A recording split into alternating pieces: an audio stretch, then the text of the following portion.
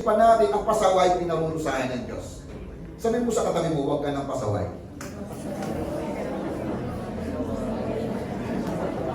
Bago-bago pa lang po yung karanasan eh.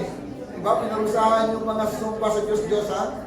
At ngayon po, lalong idinitira ng Diyos kung sino siya. At ito po ang pagpapakilala niya sa kanyang sarili. Kaya maganda pong title nito, God gave a second chance. Okay ba yun? Ibig sabihin, minsan, may mga nagagawang mali. Pero, tandaan po natin, being God is merciful God, handa siyang ibigay ang ikalawang pagkakataon sa atin. Pero, kung pasaway ka pa rin, handa rin niya namang ibigay ang hatol sa atin. So, kaya nga po, ang reminder sa atin, dapat huwag tayong pasaway. Ulitin mo natin sa katabi, kapatid, huwag ka nang pasaway. Parang may gigil, no? Parang may gigil. So, yun po. God gave a second chance.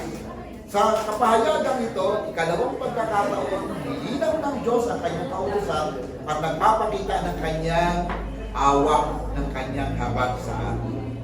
So, ayan po. Number one, God reveals Himself both merciful and just. So, hindi mo pwedeng paghiwalayin ang kapahayagan at pagpapakilala ng Diyos na siya ay mahabagin at siya ay makatarungan. So, pag sinabing makatarungan, ang nagkasala, dapat ano? Ang nagkasala ay dapat,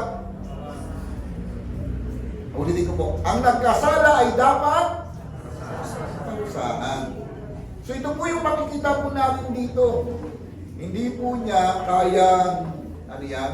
Hindi niya kayang tiisin na nagpapatuloy ka sa kasalanan mo. Sabi mo sa katabi mo, ayaw ng Diyos na nagpapatuloy ka sa kasalanan.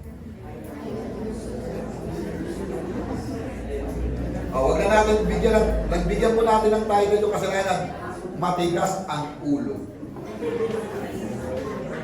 So, yun po.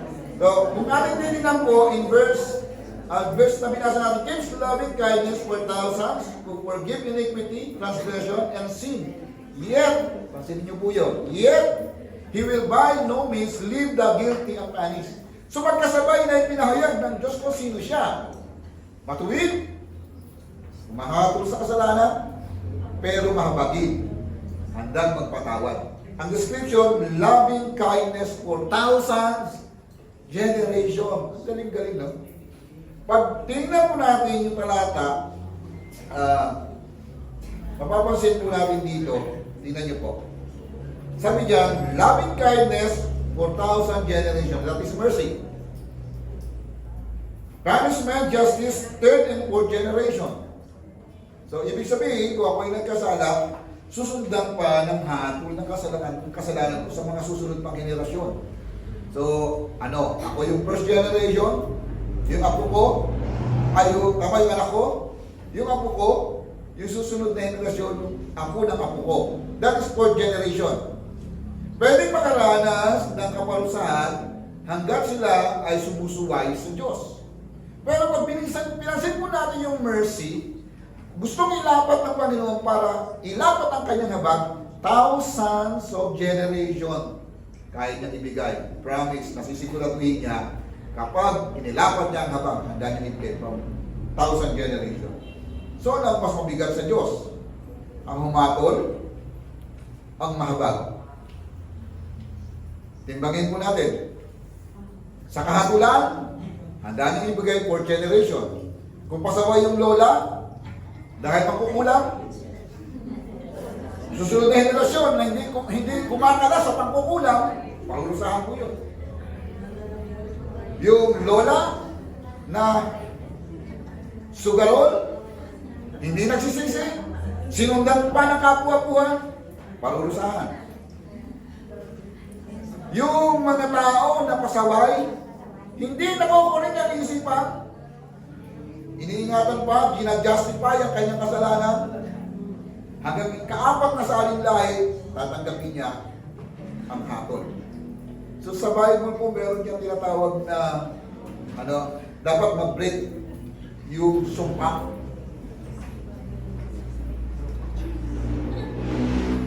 Dinalaya ka naman.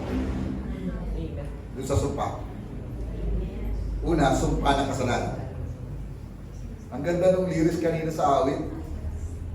Hell lost one, I'm free.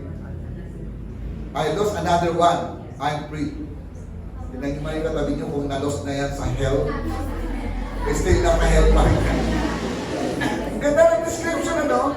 Actually, yun po yung habag ng Diyos. Binibigyan niya tayo ng understanding about doon sa kahabagan niya, inialis niya tayo sa tiyak na kapahamakan at dinadala sa pagiging malaya, sa pagiging sakop ng kasalanan, pagiging sunod-sunulan sa kasalanan, pinapalaya niya tayo. Yun ang unang galaw na naunawaan po natin sa habag ng Panginoon. So dito po makikita natin, pag tinimbang po natin yung description ng pagpapakilala ng Diyos sa kanyang sarili is merciful God. At the same time, He is just God. Pero pag tinimbang niyo po yung dalawa, mas binibigyan niya ng mataas na pansin yung mercy. Kaya nga po, pag binalikan mo po yung kwento nito, ang tindi po eh. Diba?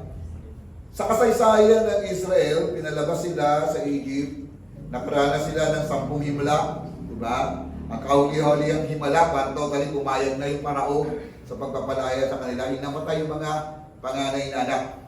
Pero yung mga panganay na anak, sa loob ng tahanan ng pahid ng dugo doon sa hamba ng kanilang pito, lahat yung naligtas. Instruction din yun ng Diyos. Para maligtas yung mga panganay na anak sa isang bahay, kailangan magpahid ng dugo doon sa hamba. Tapos yung anghel na mamumusa pagdaan doon at may pahid, ligtas yung panganay. Kaya yung Parao, mayroong panganay na anak sa buong Egypt, nagkaroon ng matinding pag-iiyak. Pagdadalamhati, pag-iiyak. Pagdadalamhati. Kasi namatay yung mga panganay.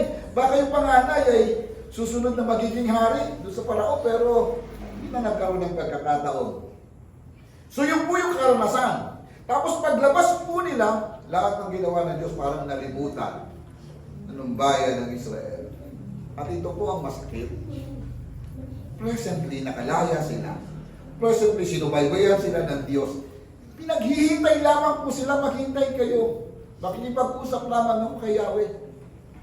So, ano ang pinapakita ng description dito ng bayan ng Israel? Malilimutin mo.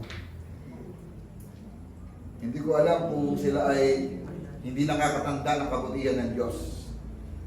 So, mga kapatid, masakit sa kalooban ng Diyos na kinakalimutan natin ang habag, ang biyaya, ang pagpapala ng Diyos sa buhay natin. Kasi yung mga taong ganon, ibinabaling nila ang kanilang paningin. Kasi ganito nangyari, ibinaling nila ang kanilang paningin sa pagsamba sa Diyos-Diyosan kaysa pagsamba kay Yahweh. Masakit yun sa Diyos. At ito po yung isang magandang bagay. Pero ganun pa man, sa revelation ng Lord, binibigyan niya pa rin ng emphasis yung habag niya sa akin. So, nakakatuwa, no? Hindi ka pa humihingi ng awa. Nanduro na sa karakter ng Diyos ang kanyang kahabagan. Hindi ka pa humihingi ng paumanhin. Nanduro na sa Diyos ang kanyang awa. Kailangan mo lang, ang tawag dyan, kumbaga sa cellphone, i-on mo sa puso mo, ibukas mo ang buhay mo sa habag ng Panginoon. At naniniwala po ako, ang Diyos ay gagalaw, nagsisimula sa kanyang habag upang pagpalain po tayo bilang mga anak. Amen po ba? So God reveals Himself both merciful and just. So yun po yung katotohanan sa atin. Sabi mo sa katabi mo, kapatid, inahabagan ka ng Diyos. Tumino ka na. Ulitin ko po. Sabi mo sa katabi mo, kapatid, pakibulong, kapatid, inahabagan ka ng Diyos. Tumino ka na. Parang iba, nagigigil pa eh, no? Ito po ang magandang karanasan natin sa habag ng Panginoon. Wala akong pwedeng magmalaki. Ako, bagamat lagi ako nagtuturo tungkol sa salita ng Diyos, masasabi ko, inabagan lang din po ako. Kaya hindi ko pwedeng ipagmalaki kung mas okay ako ngayon. Pero ikaw ay okay din kasi kinahabagan ka ng Panginoon. Amen? Sabi mo, kinahabagan ako ng Diyos. Magandang bagay po yan. Kapag hindi mo na nakikita yung habag ng Panginoon, magmamalaki ka na. Pag hindi mo na nakita na kinahabagan ka ng Diyos, magiging self-centered ka na. Parang ikaw nang magaling. Ikaw nang pinakamahusay. Salamat po. Ang galing natin, nagsimula lahat dahil pinahabagan tayo ng Panginoon. So, merciful and loving kindness, yan po ang Diyos. So, isa rin po makikita natin bukod sa revelation ng Lord.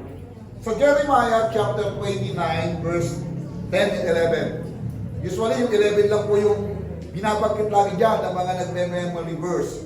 Pwede po bang pakibasa natin sabay-sabay? Jeremiah chapter 29, 10 to 11. 1, 2, ready, go. Thus says the Lord, when 70 years have been completed for Babylon, I will visit you and fulfill my good word to you, to bring you back to this place. For I know the plans that I have for you, declares the Lord, plans for welfare and not for calamity, to give you a future and a hope. Usually, yung verse 11 ang lagi natin sinasaulo. Pero yung verse 10, yung po yung 70 years na ipinasakop ng Diyos ang bayan ng Israel sa Babylonia. Bakit po? Pasaway eh. Bakit po? Kinakalimutan si Yahweh. Bakit po? Paulit-ulit na sumusuway sa Diyos. Hindi nakakaintindi. Bigas ulo. So, alam niyo po yun? At ito po ang problema. Minsan, tumatagal ka sa pananampalataya. Hindi ka na sensitive sa galaw ng Diyos. Tumitigas na yung puso mo. Alam ko na yan. Bago pa sabihin ni Pastor, alam ko na yung problem mo. Alam mo lang.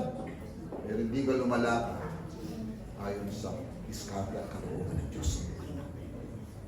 Mga minamahal, huwag natin ipagmalaki na magaling ka na. Tingnan po natin, ang Diyos po mahabangin. Pero pag hindi ka tumino, handa rin niyang lapakan kaya na sila. Dito po sa Babylon, 70 years. Kaya po ang utos ng Diyos sa Israel, sige, mag-asawa kayo, magsikap kayo, magtanim kayo, survive kayo sa buhay na yan, alipin kayo pero mamuhay kayo, magpatuloy kayo sa buhay. Sa likod ng ganong hatol, ipinapakita pa rin ng Diyos yung kanyang habag. 70 years na ikaw ay pinasakop sa Diyos. Ibig sabihin, kung ako ay pinanganak, sa unang taon ng pagpasok ko doon, bago kami makalabas, 70 years old ako. Marahil yung tatay, yung nanay ko, lolo ko, patay na silang lahat. Nagising ako sa bayan na kami ay alipin.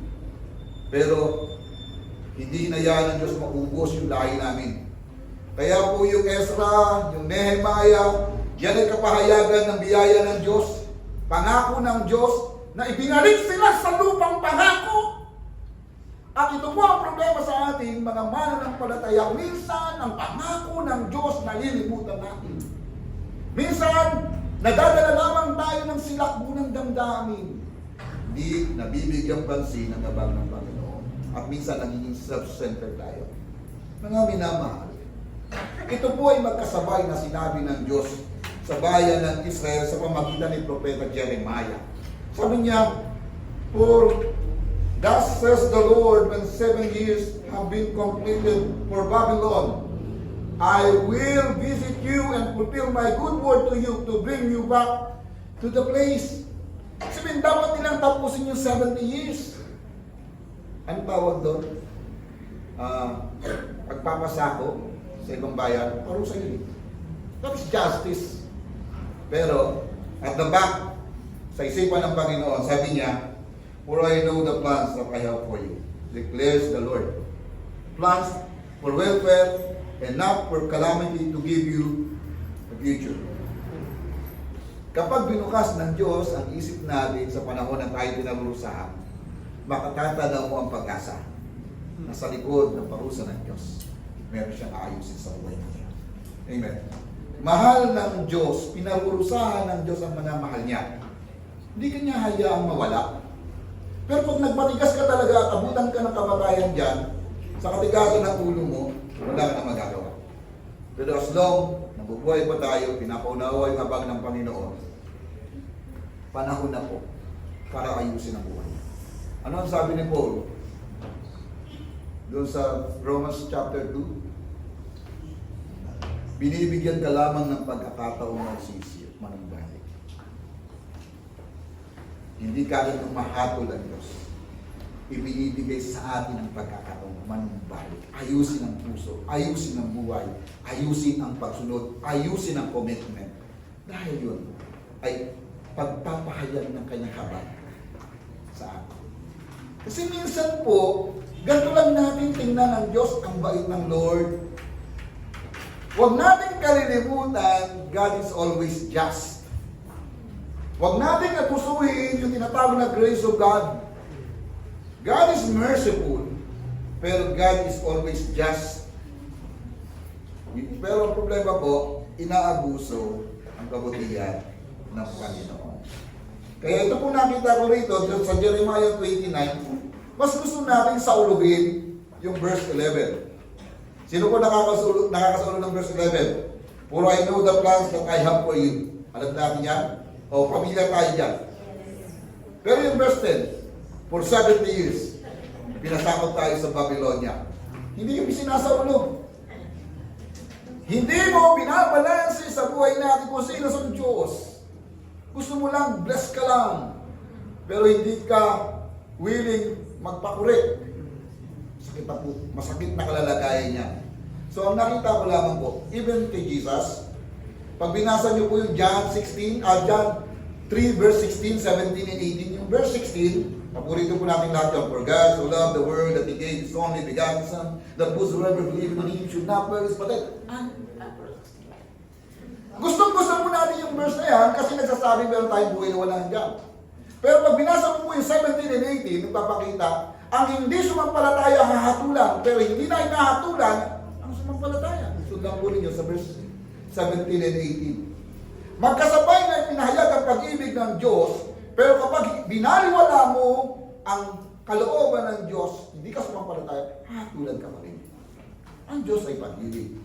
Pero ang Diyos, sa ayaw sumampalataya sa Kanya, sa ayaw sumunod, sorry mga kapatid, hindi pwedeng baluktukin kung sino ang Diyos. Sinasampalatayan na natin. Ang sinabi niya. Gagawin niya ang sinabi niya. Amen? Kaya ito po yung uulitin ko. Pwede po tayong mag-correct, mag-ayos ng buhay for 2026. We are aiming for reaching people for Christ, pero hindi pa ayos ang buhay. Hindi po yung magiging effective. Magiging bingi ang tao sa ating pamumuhay, sa ating pagbabahagi ng Ebanghelyo. Kailangan ang buhay mo ay nagsasalita. Kapag nagsalita ka, magkakampi yung buhay mo at yung salita na sumusunod sa kalooban ng Diyos. Amen? Pwede mo ba palakpakan ng Lord? So ito po natin ako, God is both merciful and just. So maliwanag, sa ating pamumuhay, magkasabay itong nakalagay sa isipan natin at the back of our mind. Hindi lamang natin iniingatan ng Diyos ay mahabagin. Pero ang Diyos din po ay matuwid at makatarungan. Kaya, yung ating isipan, mararanasan mo yung paglaya dahil nakita natin yung habag ng Diyos. Pero, kapag talagang, hindi ka mapilit, masaway ka pa rin. Kahit anong pilit sa'yo, may sarili kang katwiran. Mga kapatid, hindi rin ng Diyos magdadalawang isip. Kailangan niya. Hapon. Hindi ko alam kung ano-ano mga hapon ang pwedeng gawin, ano? Pero, yung hapon niya, para kisingin ka. Matuto kang magpakababa. Matuto kang sumunod. Matuto kang magsabit. Yan ang sabi ng Lord sa bayan ng Israel eh. Kaya niya pinasakop sa bayan ng Israel sa ibang bansa, matutong magpakumbaba kay Yahweh. Pero anong gawin po, nandun na sila. Kung natatanda niyo mga pinag-usapan natin nakaraan, nandun na sila. Kinalimutan pa nila si Yahweh. Binaliwala nila. So ito po yung sitwasyon. Pero ang habag po ng Diyos, katwiran po ng Panginoon, hindi po yan magkahiwalay. Lagi po yan binibigyan pansin. At kung tayo po ay lumalago sa pagkakilala kay Yahweh, ano po ang magandang response? Number 1, sumunod ka. Number 2, magpasakop ka. Number 3, huwag mong kalilimutan ang kabutihan ginawa ng Diyos sa buhay natin.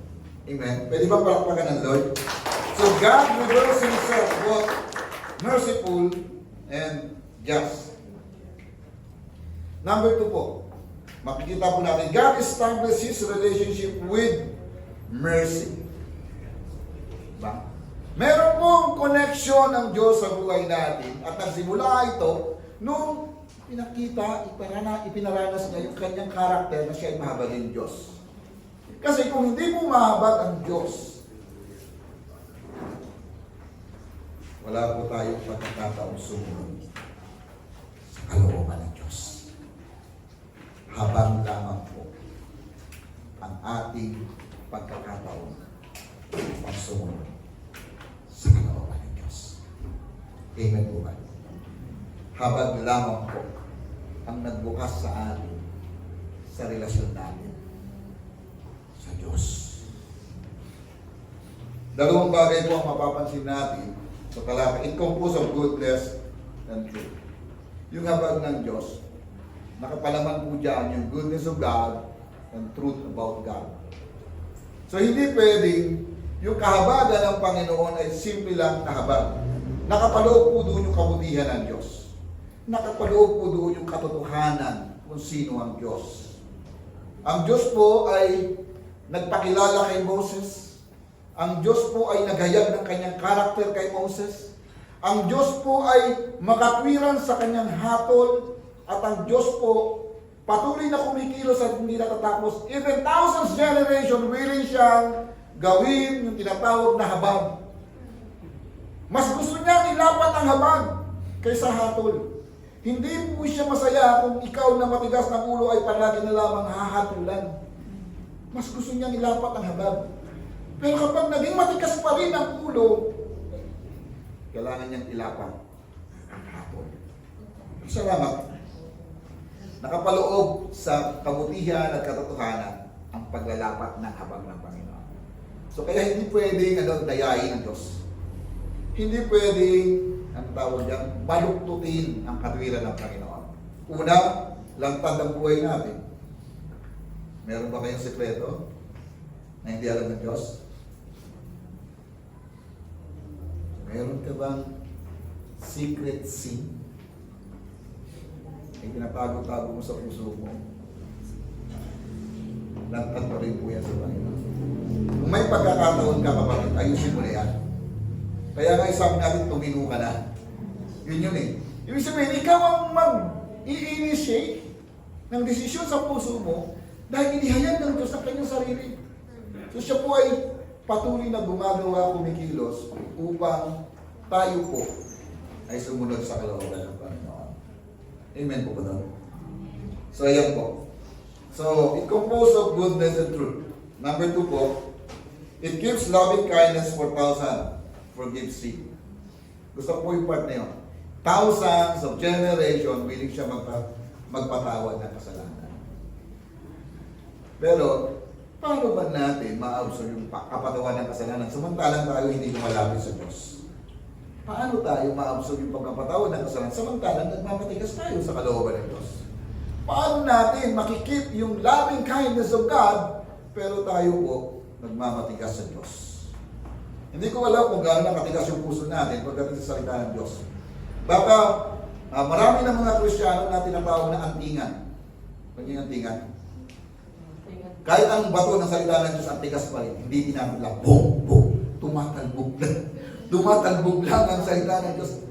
May anting-anting na hindi tinatanda ng salita ng Diyos. Sorry po kasi sa panahon natin ngayon parang sa dami ng alam ng tao, sa dami ng kanilang information na gagawa, tumitigas yung puso nila at hindi nila sensitive sa kalooban ng Panginoon.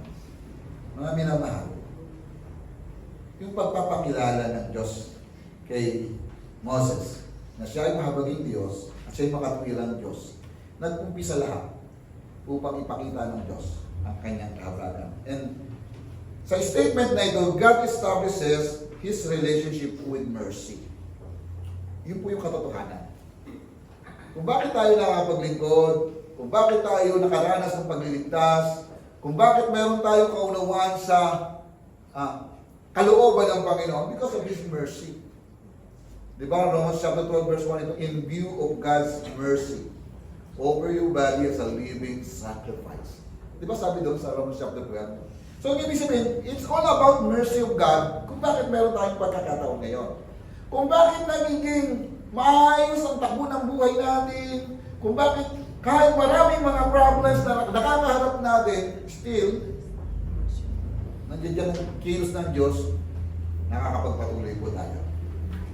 Marami na po sa atin ang tagumpay, marami na po sa atin ang natuwa, marami na po sa atin ang nangarap, pero huwag natin kalilimutan yung relasyon natin sa Diyos nagsimula dahil sa habag ng Diyos. It's all about mercy of God. Amen? Pwede ba parampakan ng Lord?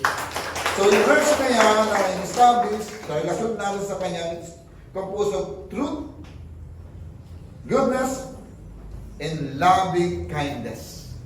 So, nakakatuwa kong isipin. Ang 2026 ay nagbukas sa atin ng bagong pangitain to reaching people, pero iniayos niya na ma-develop muna yung ating understanding sa sarili. Kasi pag hindi naayos yung sarili niya, understanding mo sa sarili, masyado kang self-centered, masyado kang ikaw lang yung tama, ikaw lang yung dapat lagi i-consider, hindi tayo gagamitin ng Panginoon. Gusto natin to reach people, i-develop sa atin yung pusong nagpapakababa sa harapan ng Panginoon. Amen po ba doon? Si Paul po ay tinignan niya po yung mercy of God sa kanya bilang apostol. In 1 Timothy chapter 1 verse 12 to 16, ito po yung sinare ko ng devotion sa word and prayer. So, pwede pang humiling ng magbabasa yung maganda po si Sir Kenneth. Bigyan ng mic yan. 1 Timothy chapter 1 verse 12 to 16. Pakinggan po ninyo, kung meron kayong Bible, pwede nyo rin pong i-open yan. So, tingnan po natin, nakita po ni Paul yung mercy of God eh. Diyan sa statement na yan. Verse 12 to 16. 1 Timothy chapter 1 verse 12 to 16. So, pakinggan po natin sa salita ng Diyos. 1 Timothy chapter 1 verse 12 to 16. Pagkilala sa habag ng Diyos. Verse 12, nagpapasalamat ako sa ating Panginoong Hesukristo na nagbibigay sa akin ng lakas dahil itinuring niya akong karapat-dapat na maglingkod sa Kanya kahit na noong unay nilapas tanganan, inusig at nilait ko siya. Sa kabila nito ay nahabag sa akin ng Diyos sapagkat hindi ko nalalaman ang aking ginagawa noong ako'y hindi pa sumasampalataya. Pinasagana sa akin ang kagandahang loob ng ating Panginoon at pinagkaloob niya sa akin ng pananampalataya at pag-ibig na natatagpuan sa ating pagkipag-isa kay Kristo Jesus. Totoo ang pahayag na ito at dapat paniwalaan ng lahat. Si Kristo Jesus ay dumating sa sanlibutan upang iligtas ang mga makasalanan at ako ang pinakamasama sa kanila. Verse 16, ngunit akong pinakamasama ay kinahabagan upang ipakita ni Kristo Jesus sa pamamagitan ko ang kanyang lubos na pagtitiyaga at upang ito'y maging halimbawa sa mga sasampalataya at bibigyan ng buhay na walang hanggan. Gusto ko yung part na, ngunit ako yung pinakamasama, ngunit kinahabagan. So, ito ay nagsisilbing halimbawa ng habag ng Panginoon. Tatlong bagay po mapapansin natin. God shows mercy even when He was not yet believers. Hindi pa po siya mananampalataya na hayag na yung kabutihan ng Panginoon. Sabi niya, I received mercy though ignorantly unbelief. So wala pa po siya pananampalataya. Pero, nakita niya na yung habag ng Diyos sa pagkakataon na yan. Kung bakit po ang Diyos po ay parehas na nagpapakilala sa mananampalataya at hindi, upang merong pagkakataon ng tao ilapit ang kanyang sarili sa Panginoon. Kung hindi ka tiyak na may relasyon na sa Diyos, pwede mong i-sure yan. Are you sure?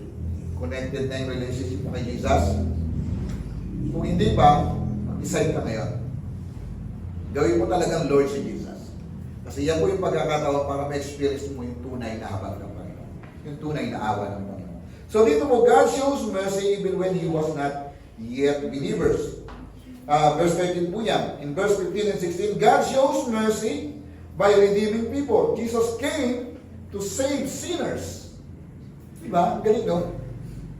Ako po, ay niligtas ng Diyos kahit ako'y makasalanan. Kay Paul po, ako ang pinakamasama. But by the mercy of God, now, si Jesus ay nakatawang tao pa sa mga makasalanan. Tingnan niyo po yung katabi niyo. Mabait ba talaga yan? O kinahabagan ng Diyos talaga yan? So, ito po yung nakakatuwa, no? Mga kapatid, hindi accident na pinag-usapan natin yung bagay na to. Kasi meron tayong direction.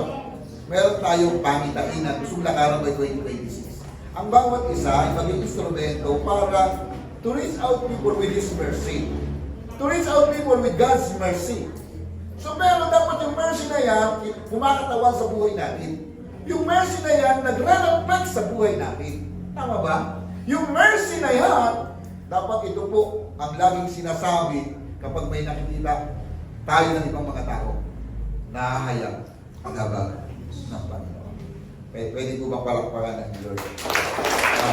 God shows mercy by redeeming people. At yun po ang palinaw na ipinahayag din po in verse 15 and verse 16. Gusto ko po yung verse 12. Mas personal po ito. God shows mercy by appointing him to serve. Sabi sa verse 12, putting me in the ministry. Sa English, New English Translation. So, nakita niya, nagkaroon siya ng pagkakataong mag-participate sa ministry because of God's mercy. Nakita niya ang kaligtasan because of God's mercy. At nakita niya ang bawat hindi mananampalataya pwedeng maranasan ang pagliligtas ng Diyos because of God's mercy. Amen. Pwede po bang palakpakan ng Lord? So, galing mo.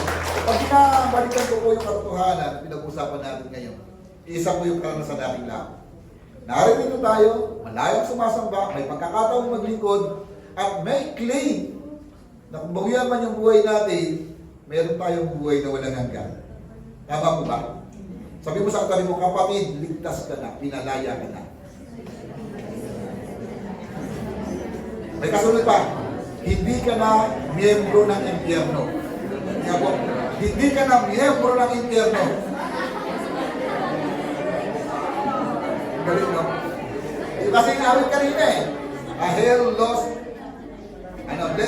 lost another one. At ikaw yun. So sabi niya, I'm free. I'm free. So galing, no? Hindi na tayo miyembro ng impyerno kasi miyembro na tayo ng pamilya ng Diyos. Amen. Parang makalawang po ang Lord. So, nakakatuwa po, habang ginagaygay po natin yung revelation ng Lord kay Moses, personal po niya, sabi niya, I'm a merciful God, but I'm a just God. So, yung nagkakasala, talaga parurusahan ko, kahit pa yan 4th generation, kapag hindi pag yan po ay sumusuway, parurusahan ko yan. Pero, kung talagang willing mag-submit at talagang handang sumunod, 1,000 generation, willing siyang ipakita kung sino ang Diyos na mahabag. Ang galing. Ito po yung na-realize ko po sa isip ko. Mas gusto ng Diyos ilapat ang habag kaysa sa hatol. Pero tayo po, mas gusto natin ilapat ang hatol kaysa sa habag. Tama ba? So, mas mahaba at mas mabilis ang ating atensyon sa paggalit kaysa maiksi ang ating atensyon sa awa. Sobra ka na. Sa kanila. May banda eh. Diba? So, ang pinupuntos ko po, kapag pinaligan po natin yung kahabagan ng Diyos, hindi po yan mag-twist ng sitwasyon. Naturales sa Diyos yung kanyang habag. Pero tayo minsan madaling matangay. Hindi pa nakikita yung sitwasyon, may simpleng sumbong lang, nagre-react ka. Meron bang ganyang mga karakter? Sinumbungan ka, hindi mo nakikita yung sitwasyon. Tapos, pag sumbong sa'yo, parang sumbong yung damdamin mo, ayaw man lang okay, stay muna calm, baka hindi yan tunay na sitwasyon, baka kinakailangan mo nang magkaroon ng investigation kung tunayam.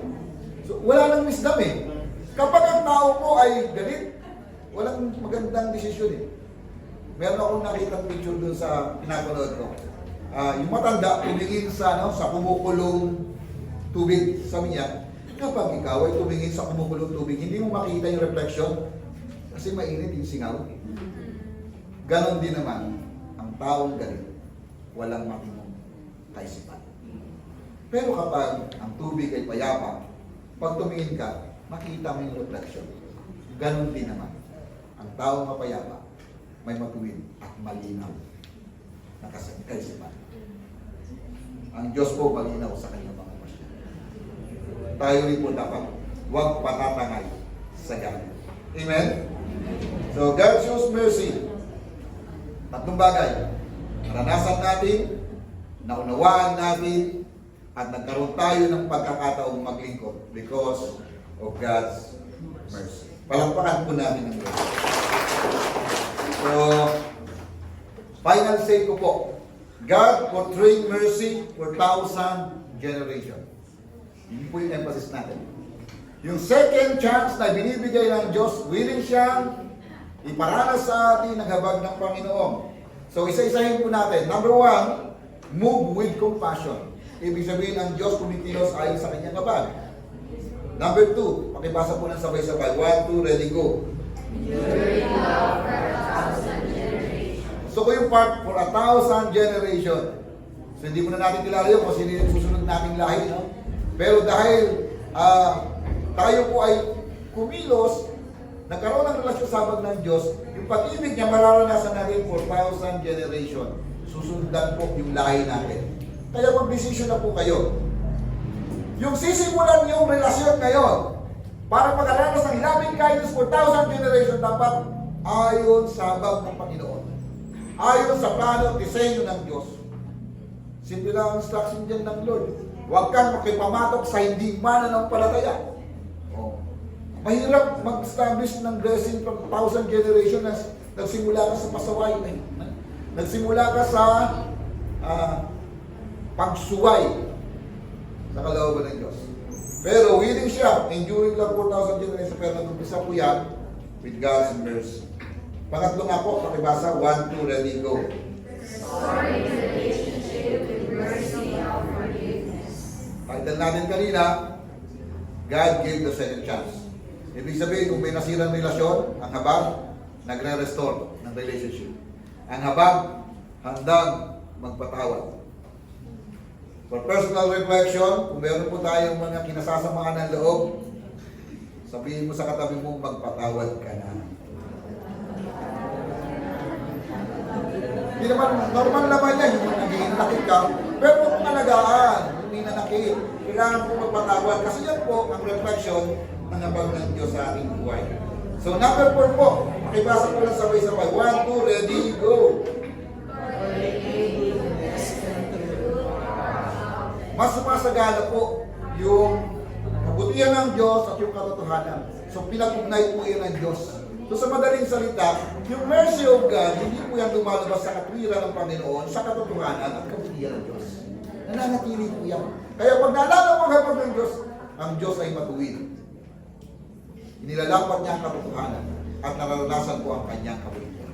So yun po yung nagre-reflect. And finally po, pakibasa po sabay-sabay, 1, 2, ready, go.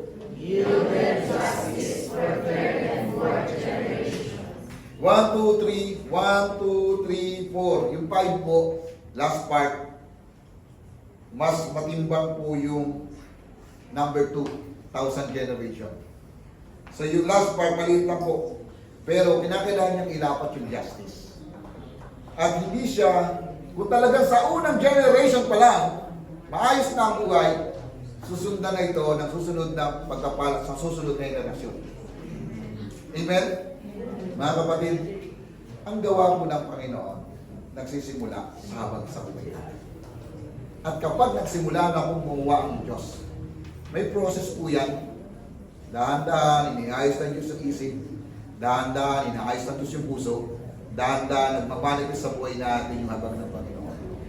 Ngayon, pag binalikan po natin yung kwento ng buhay natin, Panginoon, parang sa maraming panahon, hindi man lang ako nag-grow, pero this time po, nagkaroon po tayo ng reflection sa mercy of God. May bagong pagkakataon ang Diyos sa buhay natin. God gave the second chance. Amen po ba? Pwede bang palakpakan ng Lord? Parang nakakapagod, balik-balikan ang habag ng Panginoon. Pero nakaka-relax sa puso at isipan. Tama po ba? Meron naman po akong 4 na tip Mabilis lang po ito. 4 na tip to show mercy. Number 1, sabay-sabay. 1, 2, ready, go. Agad magagalit. So, kung magagalitin ka, ano lang, peno. So, may control naman tayo. Tama ba? May control tayo. Number 2, 1, 2, ready, go. Magpatawad sa mga nagkakasala. Kasi yan po ay ekspresyon din ng iba. Number 3. So, lagi ka pong huwag yung kampi-kampi. Lagi kang matuwid sa pagtingin sa mga sitwasyon. So, kung mayroong sumbong, dahil okay sa iyo to, kakampihan mo na agad. Mas matalino po yung tinitingnan ng balanse at magkabilang panig para maglapat ng sitwasyon at katwiran.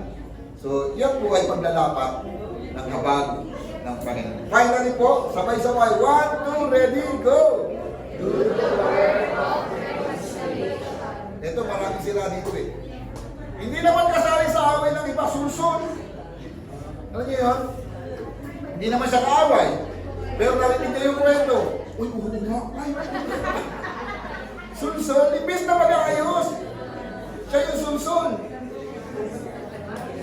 So, yung reconciliation, trabaho po yun ng, reflection po yan ng kahabagan. Nag-aayos ng relasyon. Ang habag ng Panginoon.